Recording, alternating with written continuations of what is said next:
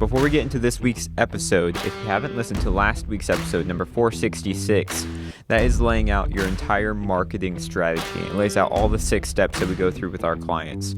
Today, we are diving deeper into steps 1 and 2, your ideal client and your unique selling proposition. But if you haven't already listened to that one before this, then I would highly suggest you go back and get an idea for the whole picture of what we're building here.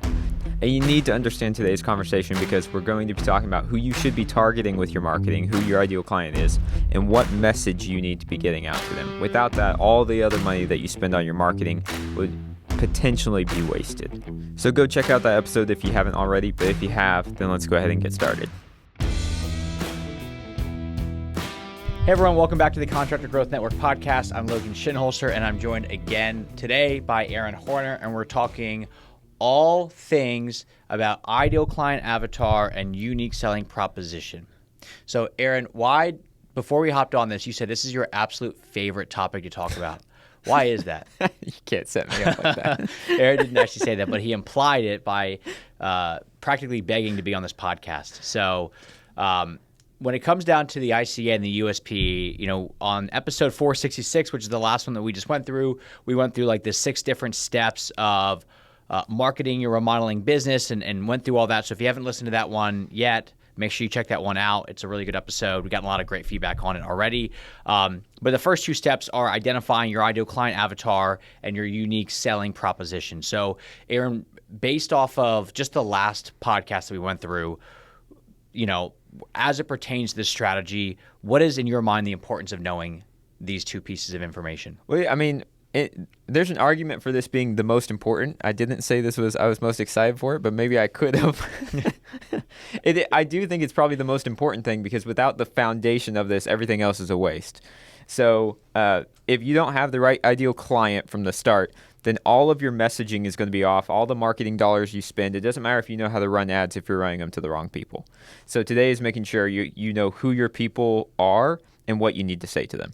So you have done a lot of, and when we say the word grand client, what we are referring to is a client's client. So for us, that's typically going to be a homeowner. So if we say, oh, we were speaking to this grand client, that would be one of our clients' clients. Yeah. So Aaron has, you know, as part of video and all this stuff, you've talked to basically at this point hundreds of grand clients, meaning you're directly having conversations with the homeowners that our clients are working with.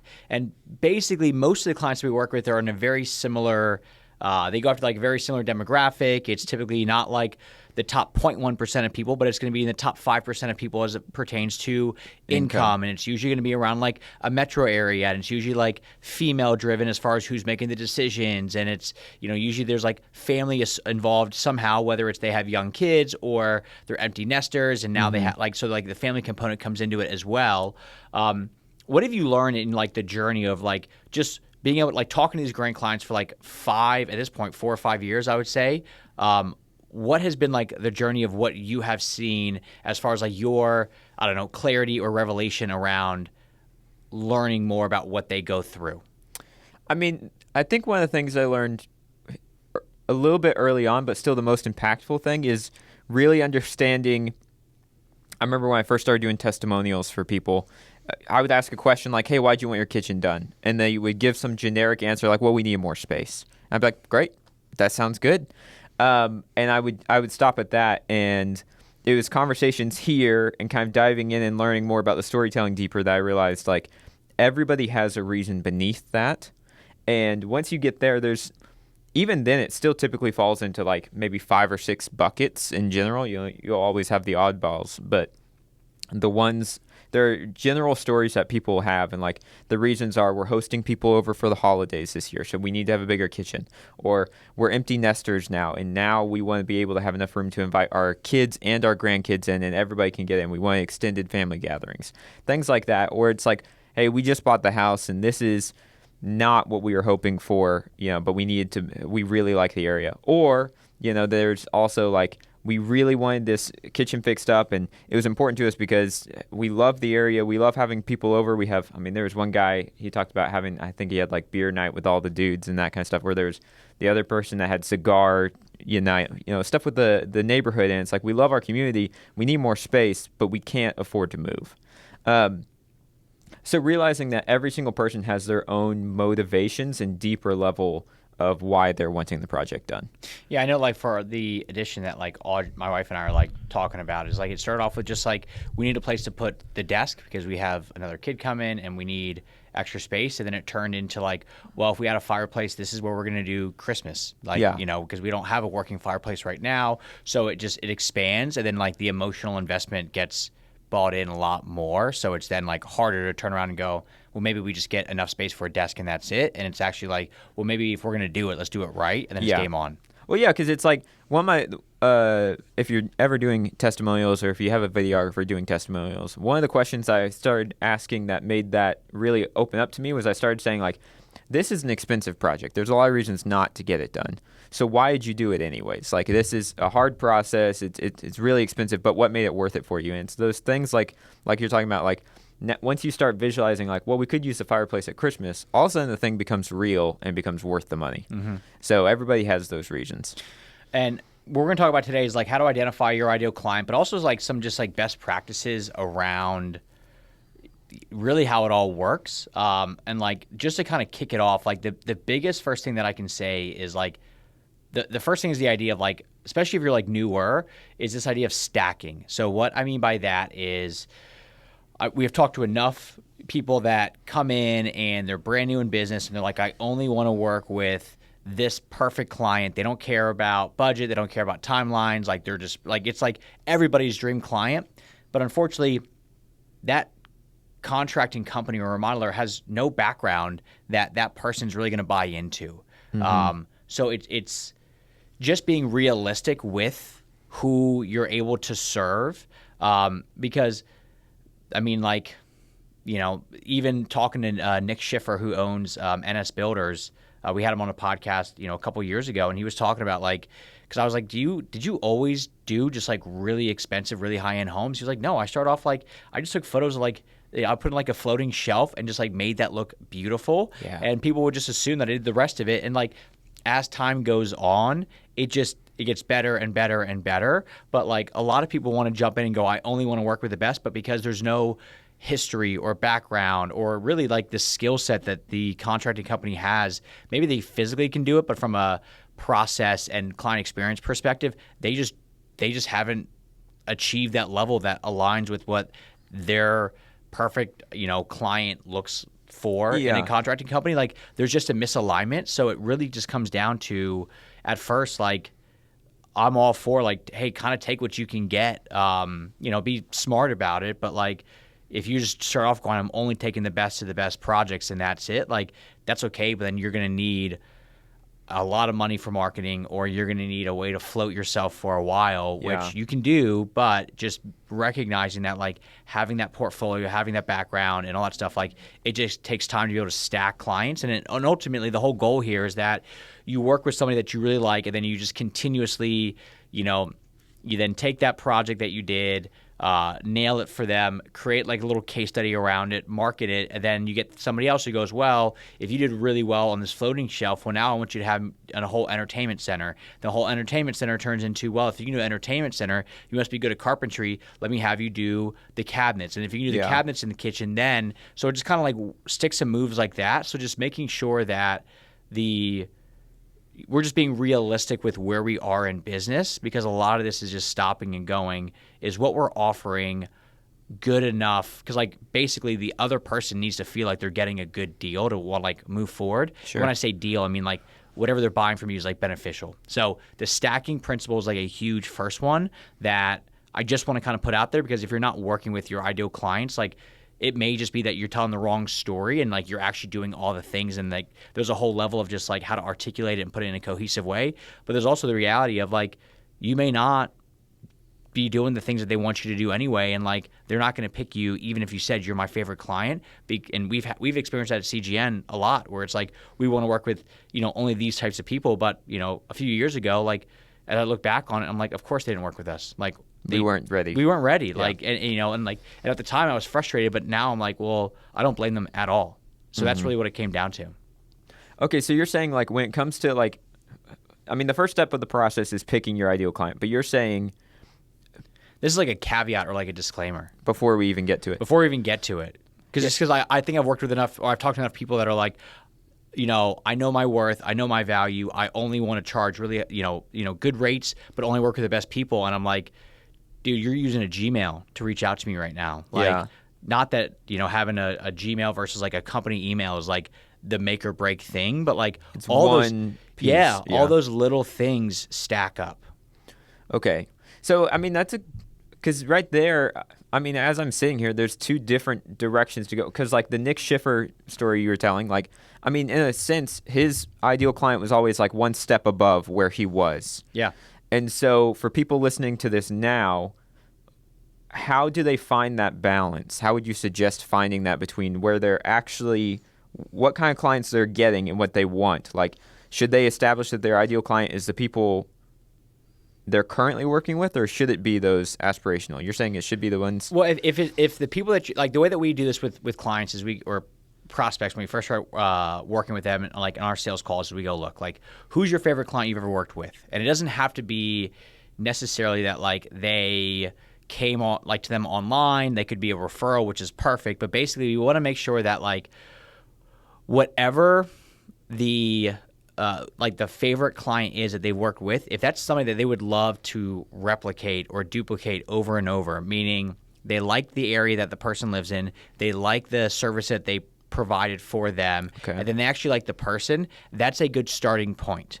So what we don't want to do here is when you're thinking about like your ideal client and you're like, well, I absolutely loved working with Aaron and Aaron's wife, Tori. So, but the issue is that I want to do full kitchen renovation, and all I did for them, because it was years ago, was I just did some drywall work. Yeah, it needs to be a combination of the person and the work completed. It needs to be like the things that like you're actually striving towards. So like, because we get this question every so often of like, well, like what services should I go after? Like, I don't really care. Like, I just whatever's the most profitable and the easiest. And I'm like, I mean, in my mind, and maybe I'm just biased, but like I don't love working with people that are just like, well, whatever's going to make the most amount of money, because then it at some point, like as a emotional person myself, I have to feel like a certain level of like passion towards like what I am doing at work. Yeah. I know you're the same way, where like you used to talk about that with like what you were doing content wise, and you were like, I just don't love it because I'm like, and I know that I don't love it because I'm not going home and showing Tori like what I'm working on anymore, which was like cool to hear, but like that's a level of that as well, is like making sure that whatever services or areas that you want to work in, that also aligns with like the passion of like what you want to do, because it's I've been doing this now for 8 years. There's a lot of highs and a lot of lows, and it's much easier to keep your head in the game when it's something that you like doing versus like, well, it's just for like the paycheck. So it has to align with, if it's a service in an area that you deem to be one that you want to work in, and then you also have a client that you absolutely love that works in that area that you've already done work for, that is like the best starting point, is to just identify that individual person and go, okay, is this person a needle in a haystack? Meaning, are they the only person that will align with this exact scenario, and I'll never be able to replicate what we did for them for anybody else? And if that is the case, then that would not be a good example of somebody. But usually that does not happen. How would somebody know that? It is like a weird one-off. Okay. And it's very rare that anybody says yes, and here's why. Like, I can't even think of an example, but you basically, like, okay, here's an example would just be like, my favorite client that I ever worked with that I would love to replicate is my grandmother. Sure. Like, the relationship isn't replicable. You can't replicate that, because like, okay, great, unless you're then going to have 34 years of experience with a client where they watched you grow up, like that's not a good person. So like, you just want to make sure that it's like repeatable, or it's not like this weird one-off scenario. Again, like you kind of have to go out of your way to find that.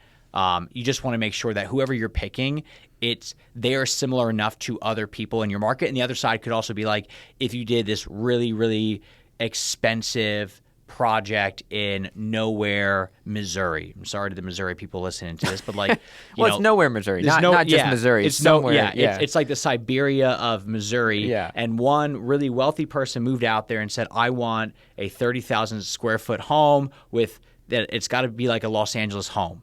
And nobody else in the area has even remotely close to that amount of money. That would be another scenario that's like a needle in a haystack. Okay. So that's the only thing that you just want to avoid.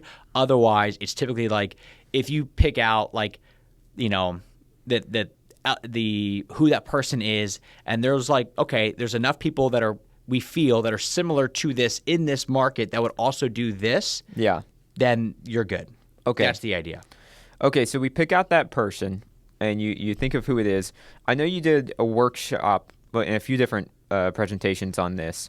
What questions do people need to be asking about that to get the most information from that person? So the best thing here is the better that you are at sales and understanding the emotion behind why somebody's doing something, the easier this stuff is going to be. Okay. So when if somebody goes, hey, I want to remodel my kitchen. And you just go, why? And they go, I want more storage, like what you were talking about. And you're like, perfect.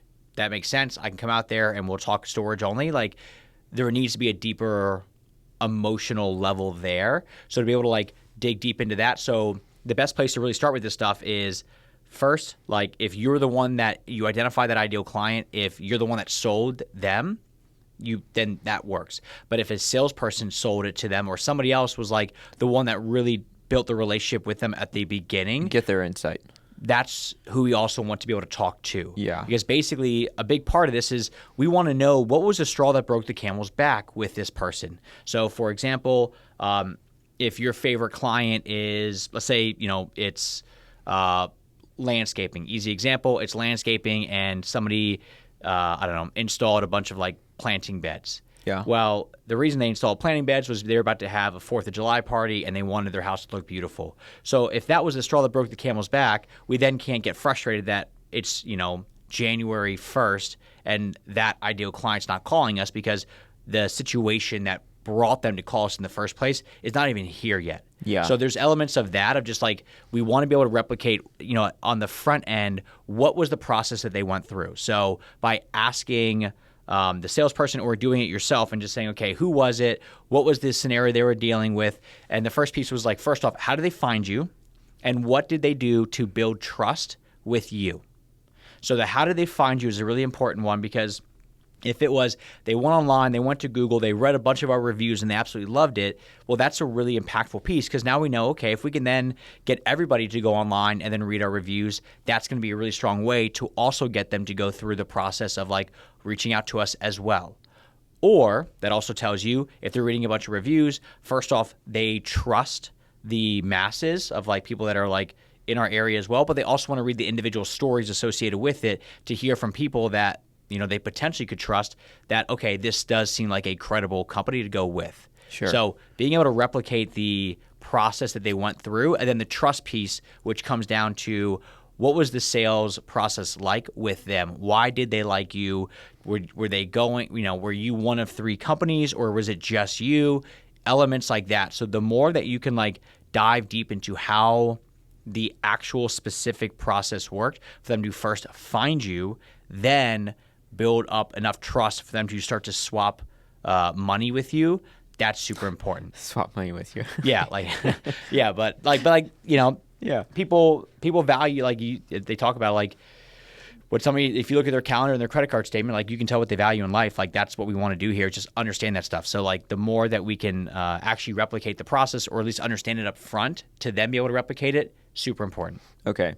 So like important questions to like ask either the salesperson who sold this client or the client themselves is asking about like what things were you specifically looking for in a contractor? What values were important to you what were your main concerns? What were your fears? Things like that. Yeah, it's first starting off with kind of back to that like 4th of July or like the emotional example stuff of like why did they get it done in the first place? So understanding that piece of are they the empty nesters that now it's just time and they have enough money saved up? Is it they have a growing family? What does that look like? So you have your favorite client, then you understand why they're doing what they're doing, and then we want to understand the process to which they're getting to how they're spending money with you. Yeah. So that's the first big piece. And I will say, like the other like pro tip around this stuff that I can tell you is the more that you're able to hang out with that client or that type of client, the easier this stuff becomes. I am very fortunate that like my dad was a contractor, like so I grew up in that environment. So, you know, I've never owned a contracting company, but it was easier for me out of the gate to be able to like hop on a call with somebody and talk to them about like their problems or their concerns or what's going on. You've been around it so long. Because I've been around it for so long. Like I knew like if they said, yeah, like I've got a good crew, but like I got this one guy that's awesome, but he's only awesome when he's there. And I knew exactly what that was because I could like call out for my dad's company like a few people that I'm like, oh, I used to work in the field. Like they were awesome, but like I remember the emotion of what it was like when that person would call out and you're just like, great, now we're all gonna have to work like a much longer day. Or if they were like somebody that like did something special, or like they had like certain craftsmanship around it, like so it was easier for me because I could actually sit down and like understand more about their scenario to a certain extent compared to the other marketing company out there that just goes, well, you know, we work in home improvement, but they've never really been around it. You know, they've been to Lowe's a few times, but like that's about it. So it was a very different scenario. So the more that you're able to hang out with your ideal types of clients, the easier all this stuff becomes because it becomes a whole level of like you can empathize with them. And like if I now had to sell to somebody that's got a wife and, you know, a couple kids and they're, you know, in their early 30s, again, it's much easier for me because I know the stage of life that they're in. So I can be like, hey, you know what it's like when you come home and it's like, it's game on still. Like it's not like you get to go home and relax or keep working, but like you need to be really efficient with your time because you got a wife and kids that need you. Mm-hmm. It becomes then much easier to like talk about that because I can like, I'm in their shoes right now. Yeah. Okay. So establishing who this person is, I think for some people that will be very easy to like go through and be like, you know, I already have the person picked out. For others, they might think, well, I have quite a few people that are my favorite clients, or maybe I don't want to limit myself. And we talked about this a little bit in the last episode. Have like multiple. Yeah. I would say the first piece to go off of there is like, look at who spent the most amount of money with you.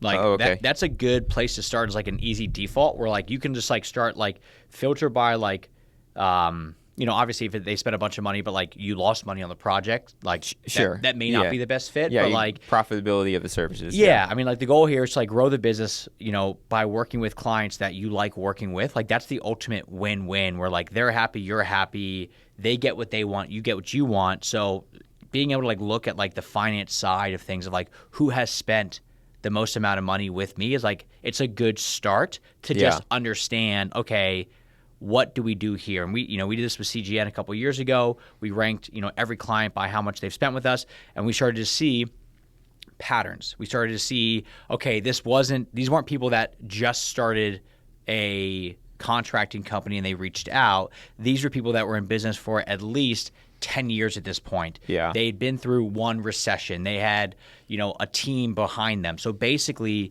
by being able to like kind of go in order, it started to allow us to see patterns and trends as far as like the types of clients that will spend the most amount of money with us. But it even showed, okay, we've actually done these exact types of services for all of these clients. Is it coincidental that they've also spent the most amount of money with us? Mm-hmm. Yes or no? So that's a good way to do it, of just like being able to like look and see, are there patterns, you know, in your world, you know, it's going to be geographically. Like, do you have certain neighborhoods? Do you have certain areas of town that do really well in? We talked about this last time with like Premier Ponds with my dad's old company, where like we thought the people with the money were going to be the best clients to go after. But when we actually looked at like QuickBooks, we saw that the people that spend the most amount of money consistently were actually a completely different town with a completely different mindset that was more of like the millionaire next door who just saves up and they know exactly what they want. Yeah, they had a different style than the other people. Yeah, they were. And it was ironic because it was like they had saved up so long that this was a really, you know, this was a big chunk of change for them, but because they'd saved up, they knew exactly what they wanted compared to somebody that's almost like a little bit like on a whim. Then it's all over the place. So, you know, that was a big thing here. So just being able to like look at your the numbers, see if there are patterns or trends here. If you have enough data around it, you could probably even upload this stuff to like a ChatGPT and just say, hey, are there trends here based off of address, based off of project type, based off of, if you even have it where it's like the age of the client. Like, I don't think anybody tracks that necessarily, but like, you would be able to see some of that stuff if you sat down for a little bit and go, okay, what are the overall patterns here? Yeah, I mean, ChatGPT is interesting because I know we've talked about doing that with your reviews, going through and exporting your reviews and having ChatGPT analyze them to see like what your ideal clients love the most about you and things like that. Is that still part of this same thing, or is that something different? Like, would you recommend doing that as part of finding your ideal client? I wouldn't do that as far as your ideal client. That will come in like the unique selling and unique value proposition parts of being able to like analyze like what are people saying about you that they specifically liked. But so far, this is simply just how to identify the type of person that you want to work more with because it like aligns with your values and their values. I see, because ChatGPT is going to read the reviews and it's going to pull out all the things about you that resonate with them, but it doesn't have nearly as much information about. It can't go into the person's Google account and then see like this is what they enjoy doing. And no, like at this point, it's not like unless like all your reviews are like, hey, I was dealing with this, and then I asked my neighbor, and my neighbor who also worked with it. It's like unless they have that level of detail, most people in their reviews are simply just going to talk about that. Now, you could do it where you upload all your call transcripts, and then that way on your conversations, you're able to do that. I mean, we do that a lot with like I now have it with every. Ashley and I have it with every prospect that we talk to. They have their own individual chat within ChatGPT, and then that way it starts to compile information around them. So as we continue to like the relationship, we're then able to also send that off to people on the team so they're able to hear like from the very first call that Aaron called me and said, hey, this is my problem. They now know where they're coming in from. So you could do that with like, hey, start to analyze this stuff, but you would still have to identify like who your favorite clients are, because like just because everybody says, hey, I need to remodel my kitchen because the storage is not enough, your favorite clients could all be storage because they have young families and they have appliances all over the place, while somebody else could say, well, I don't have enough storage for all my vintage wine, and that's a very different person coming in. Okay. So you could do it that way, but I would say for right now, the ChatGPT stuff will come in later. We'll do that part next. Okay. At the end of this. The next piece here is once you identify who that person is, this will also very much piggyback into the unique selling proposition stuff, but like walking through step by step of what the process of working with you was like, and the things that they really enjoyed and appreciated about it. There's a really good book called Switch by Dan and Chip Heath. I've read it multiple times. It is awesome. And basically, it talks about the idea of bright spots. And like I think their overall mantra is what looks like resistance is often just a lack of clarity.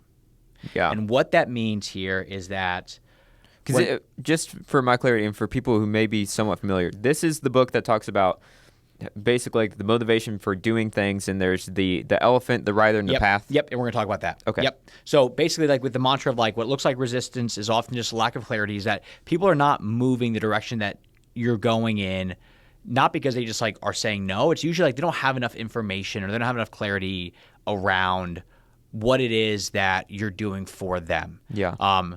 And a lot of this is if they have enough clarity and they still say no, well, at least you know that they knew everything. But basically the principle in the book is how to flip that, how to get that clarity around it. And they have this analogy of there's a guy that is on top of an elephant walking. And if you're on top of an elephant, Aaron, how much do you weigh? I'm like 140. 140. What does an elephant weigh? 2 ton? I don't. It's a lot. I don't know either. Yeah, no, I don't know. I was hoping you knew that one.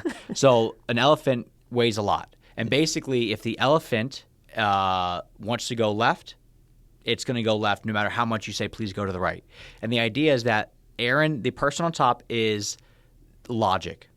So logic may say, hey, to the left, you can't see an elephant, but there's a cliff over there. Don't walk over there. But if the elephant, which represents emotion, is going to the left, it's going to go to the left no matter what.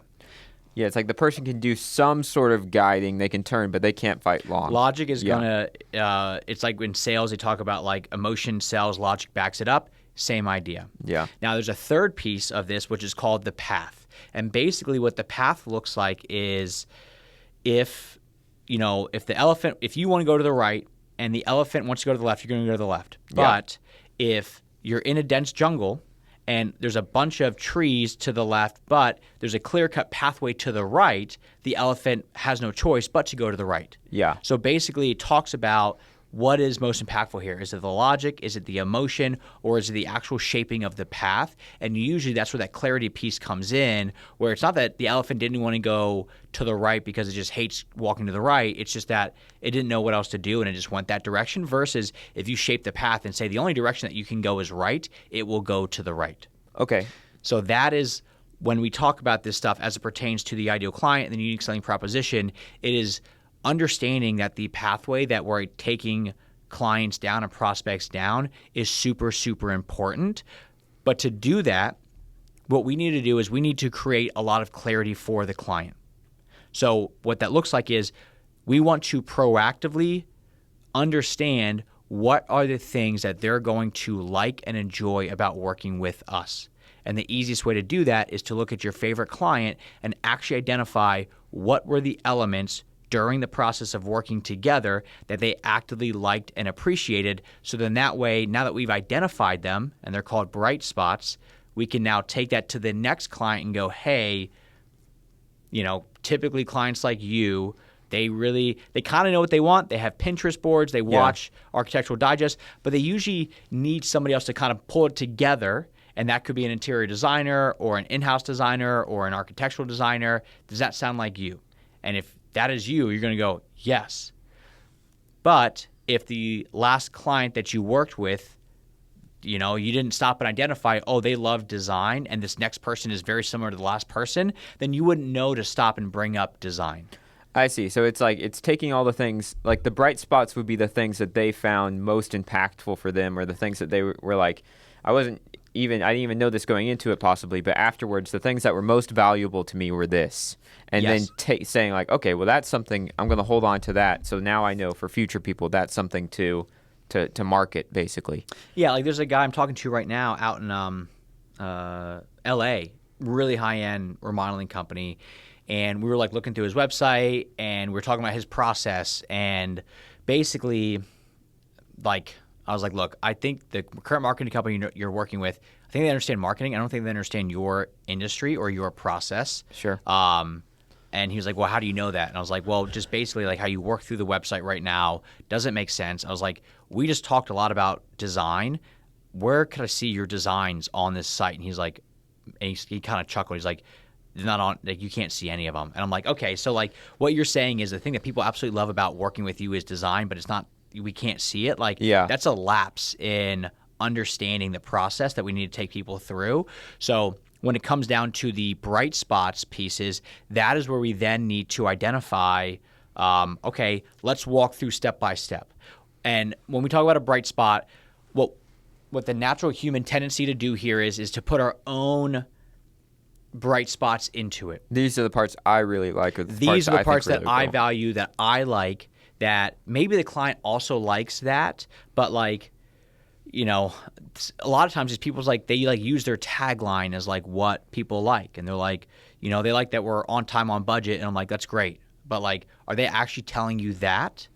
Yeah. Well, I mean, that's kind of the source of the problem is you think they're looking for this. And so that's what you're saying. But it's like, well, no, that idea is coming from you, not from them. Yes. So that's where you want to stop and go, okay, let's walk step by step. And the way that we typically do it is it's like 5 overall parts. It's first, how do they find you? Like when they became a lead, was there anything that was like bright about that they said, hey, I'm reaching out. I actually know 3 different people that have worked with you, and they've all said that you have really good communication. Yeah. So like the first part is just identifying when they first became a lead, was there anything that happened kind of before they first reached out to you that was something that they brought up? And that's like a good rule of thumb when it comes to bright spot is like, are there specific things that they brought up that they appreciate or they like? The second piece is in that initial discovery or initial call where you worked with them, again, were there specific things that they brought up that they really enjoyed or appreciated? Do they like that you came out to the house and that you put on like booties over your shoes, like small things like that? Yeah. Did they make any comments about things that they appreciated? Like I can tell you when we had a designer come out to our house, like my wife really appreciated that the designer was dressed up and looked fashionable. That then becomes like, if we knew that, then that becomes something that's like, okay, this is beneficial for the remodeling company to know that they like when somebody is fashionable and up to date. Yeah. Okay. Yeah. I mean, like when you're doing testimonials, that stuff will just kind of like come out of people. Like when you're asking about their experience, though, a lot of times they will just go into like real specific details about little things that they noticed. Like, and it's funny because like if you're not thinking about how to then use them, it just feels like they're just nervous on camera and like, why would they comment on like the designer's like appearance and how they like were dressed nicely? But like you then, it's something that stuck out to them enough that once, maybe you're even months past it at this point that the project's all done and you're getting a testimonial. As soon as they think back to it, that's one of the things that stands out to them. Like that's a memory that was important to them. Yeah. Yeah. Which is big because then you just, how to then use it is you don't want to then put on the website that designer wearing like an oversized company t-shirt that's ratty because it's like, that's a big part. So it's those elements that build up. So you go from initial, like before they became a lead, and then the second part just as a high level overview. And you can break this down as much detail as you want, step by step, but just from a high level overview. Then it goes in like the discovery. Then it goes into the design or pre-construction / planning. So were there things around the design process if you do design? If you don't do design, was there anything around like the actual process of getting the project? So once you get past like that discovery phase or the initial conversation phase, once you understand what their problem is, to then come up with your plan before the actual project starts, that would be like that next phase. So what bright spots happened during that? Were there specific things where they got to see their design and you actually showed them like a 3D walkthrough? Some people, I've seen people now do like virtual reality where they can walk them through things like, and again, you may be a nerd for virtual reality and that may be cool to you, but if a client's like, I mean, that's cool, but I'm nauseous now, like there's no need to then constantly advertise that. Yeah. So we just want to make sure that from that planning perspective, if there's elements within that the client really appreciated, we would definitely want to be able to highlight that stuff as well. Okay. So then this is all starting to get into the unique selling proposition. Yes, it all piggybacks together. But before we start to put our own stuff on it of like, oh, I do virtual reality stuff, we want to see and identify before we come up with our solutions, what were the things that the client really liked as we did it. Okay. So we have an ideal client, and now we're listing out all the things that were important to them. To them specifically. Yeah. Yes, that's what it is. And it's hard to not go, well, I also do this and I also do that. And like on some of these calls, I had to like pull people back and go, hey, that's great, but like let's just bring it back to this client. We can talk about all those other things later, but I just want to stick on this client because I'm going to ask a ton of like very specific questions around them. And usually once you stick on just one person, you can then pull out a lot more detail. Okay. Yeah. It forces you to go further and makes it real as well. Yes. Yeah. So it's the design process. Then the next part's the actual construction and like the project build. Were there things during that they specifically mentioned that they appreciated? Stuff like that. So that's the next piece. And then the last part is upon completion and post, was there anything that they called out that they liked where they actually said, hey, Aaron, I really appreciated that you actually came out and did your own punch list and like brought up a bunch of stuff that needed to be fixed ahead of time before you asked me to do mine. Like things like that. Or, hey, this client told me that when we went out and did our like 12-month, warranty check proactively, that I was the only company she's ever heard of that will actually proactively come out and do the warranty check before the warranty expires rather than, just sitting back hoping. And waiting. Yes. So those are the things, again, if the client specifically brings it up, that's definitely a good bright spot. If it seems like something they really like, but maybe they dance around it, then maybe we add an asterisk to that one. But if they didn't bring it up and it's really just something that you think is a nice thing for you, that kind of goes into like it's a nice thing to have bucket, but for this specific example, we would not add that. Okay. So you're building up this list of things that the clients want and things that were important to them, actual feedback that you've gotten from them. Yes. I would think the danger with this is that at that point, then people are just tempted to have like a bullet point list of like, we do this, we do this, we do this, we do this on their website, social media, things like that. What's the correct way to use this information? So it comes back to the story associated with it. So there's a whole level of design. I mean, we did a whole exercise over the past couple morning meetings here at CGN where like there's this one higher end design build remodeling company that we didn't build their website. I don't even know who they are, but I found their website and they have so much information on it. That's great information, but the way that they are getting the information across, there's room for improvement from a design perspective, from how they're articulating it. It feels very much like it's a bit of like fear mongering. Not that they're wrong by any means. They are saying like, hey, if the remodeling company that you work with does not use project management software, that is an issue.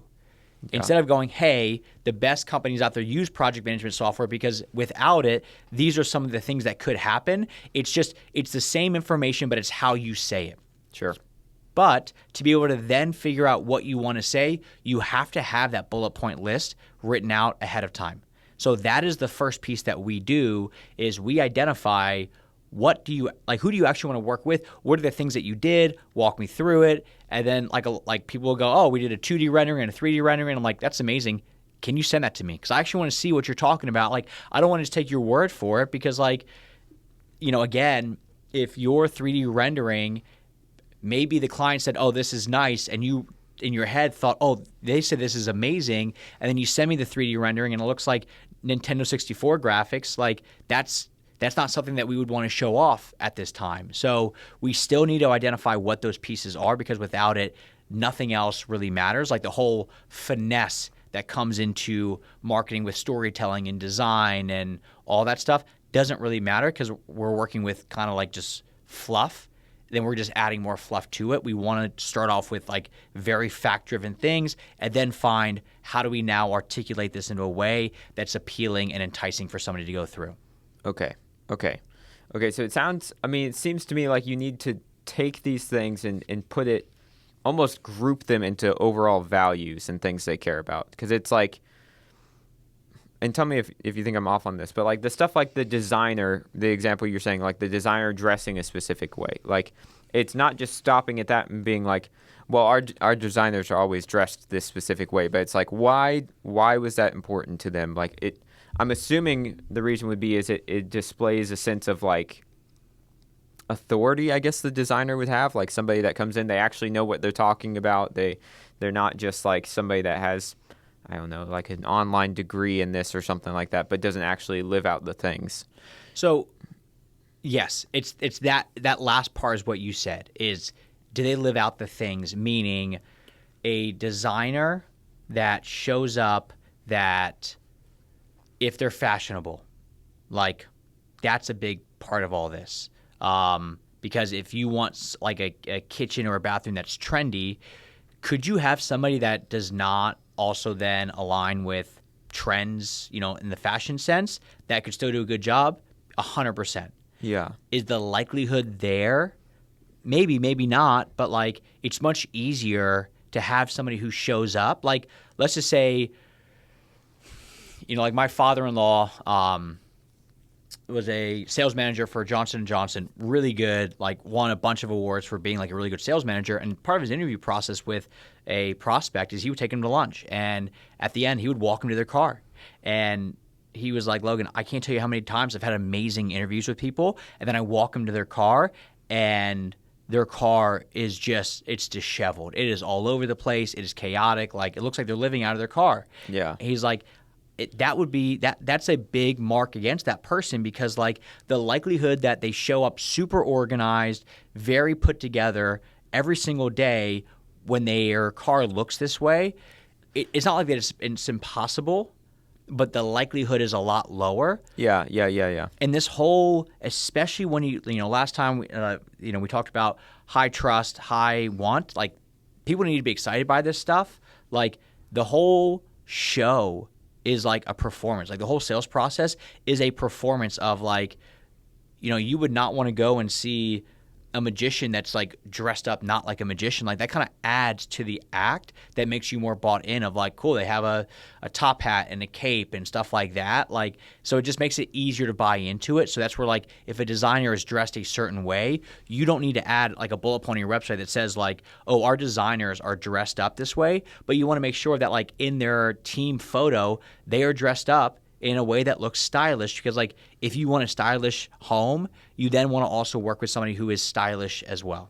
Yeah, it almost seems to me like you could like you're taking an obscure detail that maybe a client gave you, and you can go back and be like, okay, why was that important to them? What was the real fear there? And it's like, I'm doing my kitchen, I want it to be well designed. Like if I'm going to do this, I want it to actually be beautiful. And there's a fear that the person I hire isn't going to have a good design sense. I'm going to regret it in the future. Yeah. And so now you can kind of see this small detail in the context of, oh, okay, so it's not that like them dressing the specific way. That's not the thing. That's just like a symptom almost of them being like, I hope I can trust these people's design skill, and thinking of that as the deeper level concern they have. Yeah, a lot of people are basing a lot of these decisions on their gut. Yeah.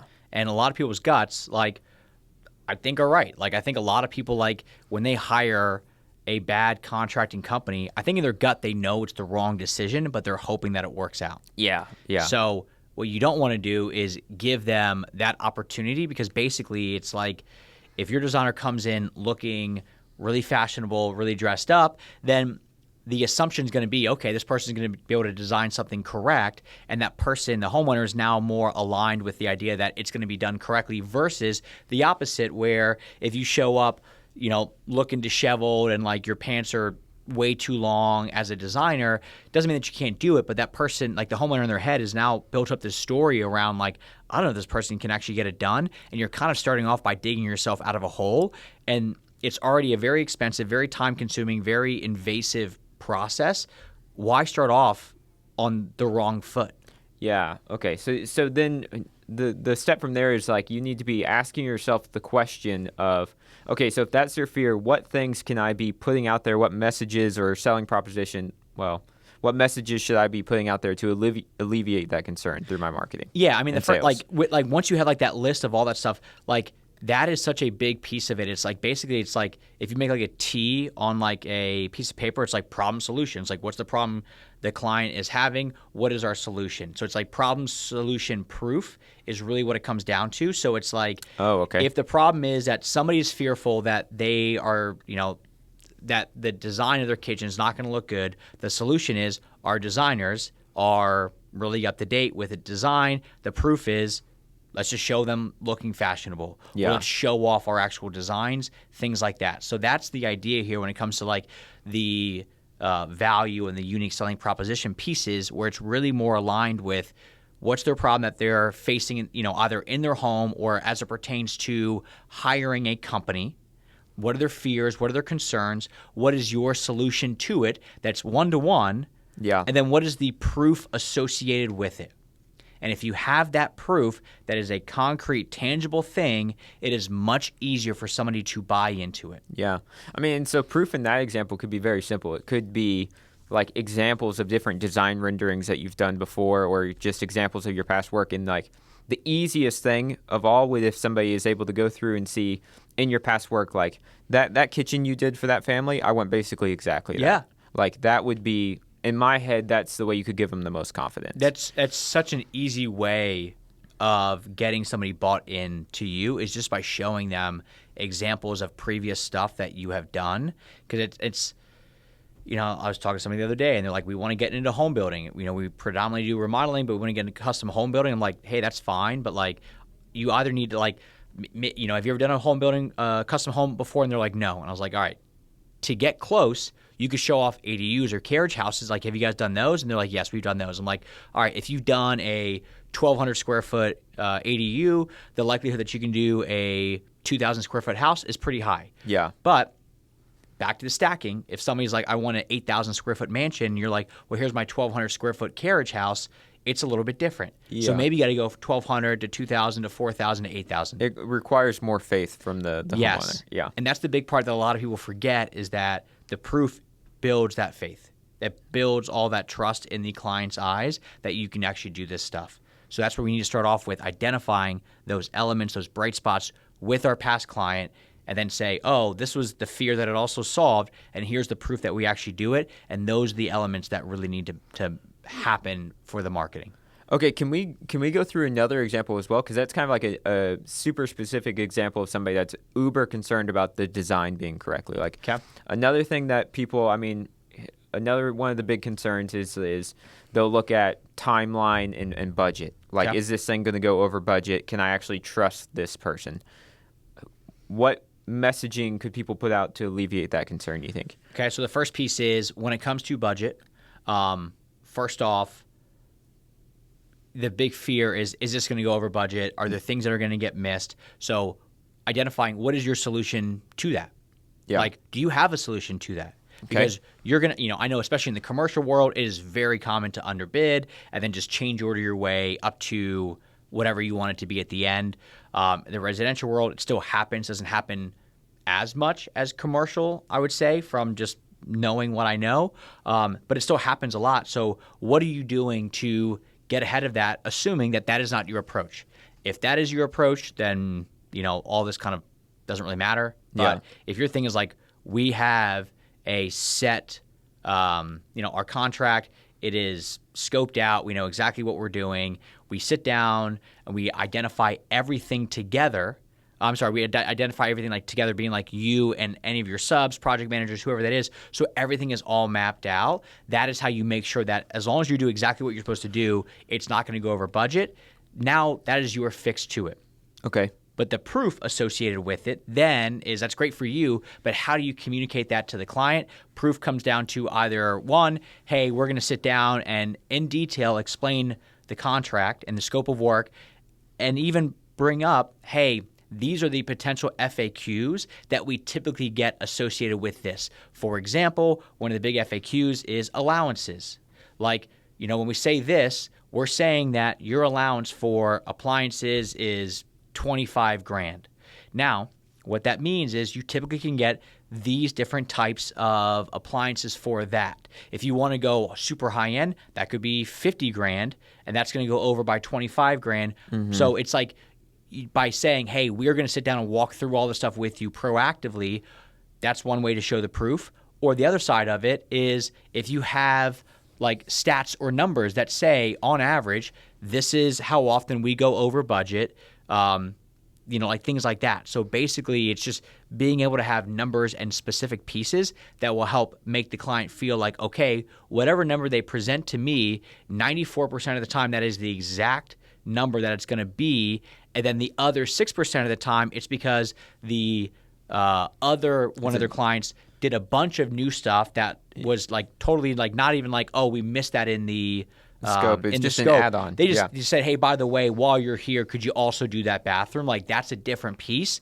That becomes a big part of this. And this is like what we're like with Fry Remodeling. Yeah, like, he's really big on that stuff. And like, it's like 98% of the time he is on time, and the other times that he's not, it is not because of like, oh, we were late by 6 months. It was like we were late by like 9 days on average or something along those lines. Then somebody where timing and efficiency is really important to them, we're able to say we hit our timelines 98% of the times, and the times that we don't, this is what that time, like what the actual additional time looks like. Okay, so yeah, it's like coming up with smart ways to get that across to people. I mean, because you can just say we always hit our timelines or that's important to us. But another way is, like in this Fry example that people might not think about, is instead of just putting photos of the project, giving details about the project as well, and saying, here was the proposed timeline and here's the actual timeline. Yes. And then same thing, here was the proposed budget, here was the final budget. And if you missed it, why'd you miss it? Yeah, putting a note underneath that. Yeah, just saying like, hey, this is what happened. They added this, or like whatever that is, like just bring that up. Then that becomes more of a concrete example compared to we hit our timelines or we hit our budgets, or like on the timeline piece, like knowledge is power. Like, so being able to say we have software that will keep you in the loop, and it's this thing called a Gantt chart. And if you're an engineer, you're going to love it because you know what it is. But if you're not, like, we're going to sit down and explain it to you. So it's basically just going, what's the problem or the fear that somebody has? What is the solution that we actually do for it? Now, if you don't have a concrete solution, where on the communication side, that's a big one. Communication is a lot of, well, It all depends. Sometimes we put them in a project management software. Sometimes we just text them. Sometimes we do a weekly text. Sometimes we do a daily text. Sometimes we do this. Sometimes. So like the word sometimes, that's a big part of the issue. So you just need to figure out what is consistent that you can then like lean into. So if it's like, hey, during different phases of the project, we may have daily communication. We may have weekly communication, or we may not even need communication because it's so quick. But if you know that at the end of every phase of the project, you have communication there, then that becomes the big piece that you want. Because otherwise, like even with like warranties, if you're like, look, we have a 2-year craftsmanship warranty, a 5-time warranty on these appliances, and a 12-year warranty on these. Like, it just starts to become like that's too many things. How many warranties do we have? Yeah. So it's like just make it consistent. So whatever like the communication cadence is, get a system down that you can hit consistently, and then ultimately it's up to the grand client to decide, okay, them communicating with me at least at the end of every single phase, is that worth it to me? Is that good enough for me or not? But now this is consistent. Yeah, that makes sense. So it's always taking things to that next step, because like what you were talking about, there's problem, solution, and then proof. And it seems like a lot of people, I mean, looking at this conversation as a whole, what most contractors do, it seems like, at least looking online, is they guess at who their ideal client is, they guess at what the problems are, and then they just say what their solution is. But what we're proposing through all of this is, instead of guessing, figure out who your real ideal client is, come up with a factual example, from them specifically, figure out what their problems are. Then once you have the solution, don't just put that as a line of text on your website, but think about, how can I actually prove that to somebody? Yes. How can I show that it was done before? What is the best way to make sure that they confidently know this is true? Yes. And the last little piece on that is, we just need to show them the proof in a way that they want it and will accept it. What do you mean? If I put a bullet point that says our designers are fashionable on my website, yeah. that's not going to be good enough. Yeah. So we need to get it in the vehicle that they want it in, which is a photo evidence.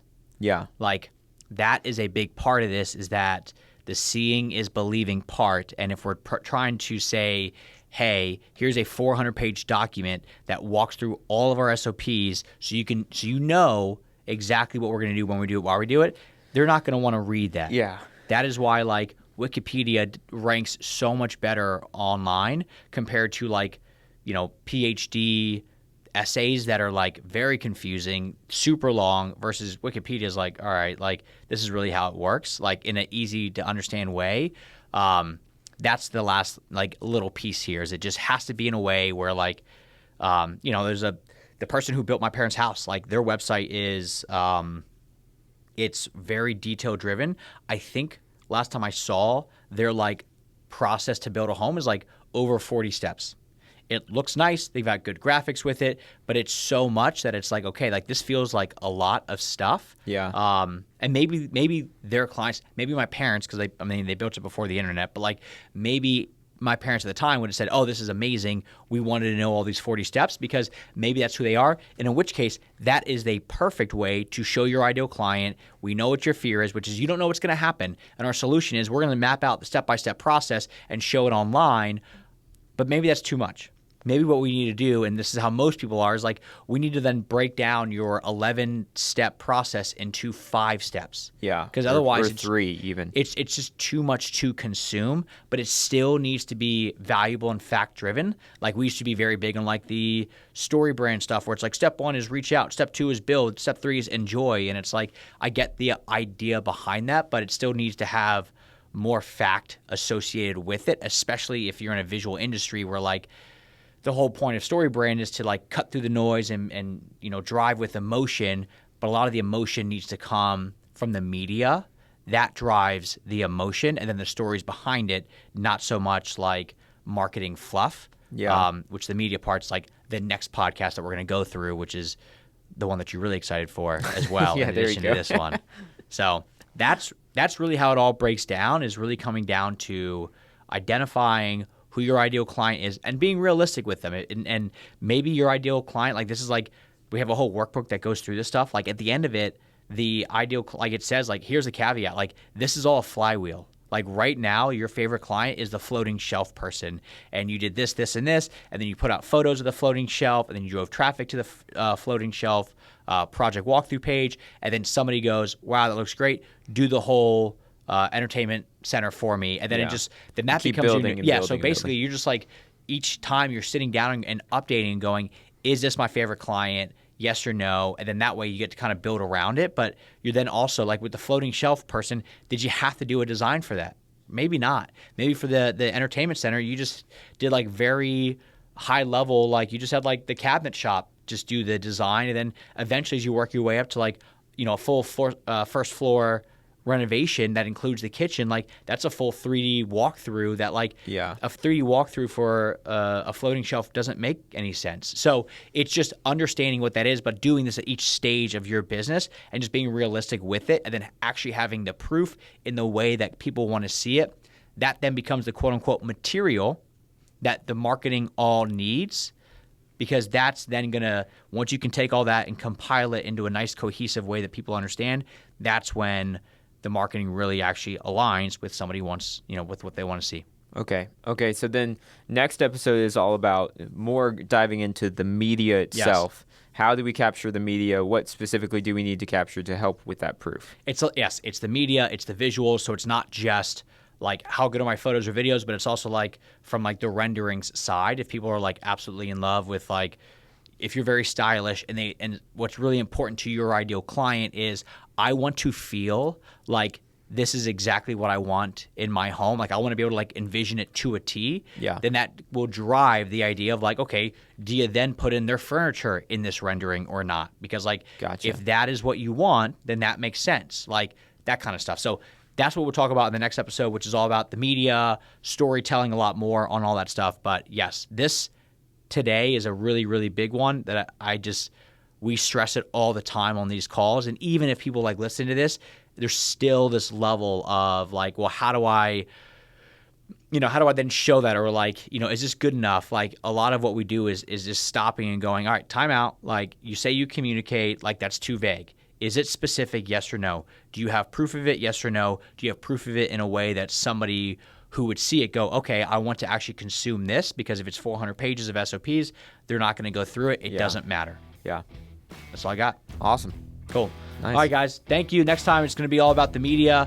Going to be a lot more Aaron on this one, because he's going to be walking you through a lot of this stuff. We'll see you guys next time. See ya.